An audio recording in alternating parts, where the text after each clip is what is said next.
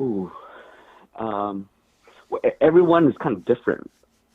So it's like, just, I mean, some superstars are going to get a bigger reaction than others. For me, it was always fun working with Cena, because once that music hits, I mean, that place is like erupts, in the live events. I mean, it's insane. Like, you get goosebumps. Another one too was like a couple times I've got to work with Undertaker as well. One in a live event where he was unexpected, and I mean, literally, my hairs were like standing on my arm from the reaction. Just hearing the gongs, all that was cool. Those guys are super professionals in the ring. Cena, if he did something wrong, he's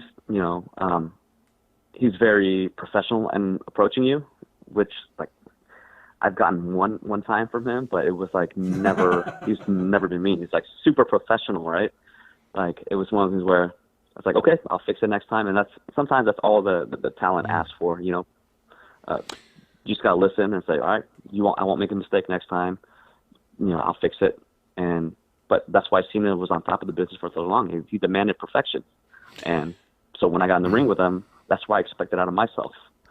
Other guys, it's kind of cool, like guys like New Day, even like the newer talents now, since I've worked with them in FCW as well as working them a few times in NXT. Like, it's more of a better camaraderie. But the older guys, I still give a lot of respect to, like the Kanes, the Randy Ortons, the guys who've been there before my time. One of the other things that came up on here was from one of our fans, actually from Sarge. Yeah.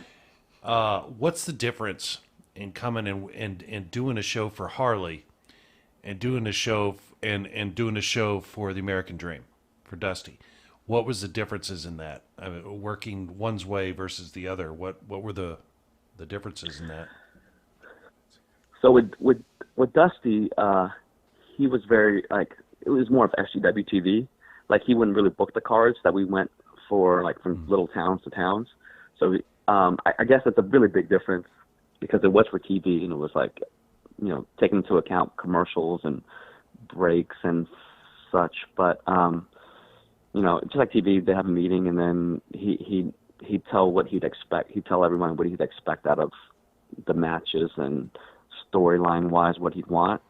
Harley was kind of pretty easy. I don't think there was really any storylines. He would just put on good cards. I mean, sometimes I guess there would be, but the most storyline you'd get out of Harley sometimes, I think, would be the first match would be a singles match, and then that would somehow bleed into a tag team match, which would Jason knows what I'm talking about. You'd work that 15-minute time limit until it gets screwed at the end, and then somehow it'd work into a tag team match where you'd have to go 25 minutes because there'd only be 6 matches on the card, and he'd try to fill it. So I mean, if you were on that spot, he trusted you, which is great. Like, I felt like that was a sign of like he appreciated your work and he respected your work, and then he trusted you to go 15 and then another 20, 25, whatever it was to go for.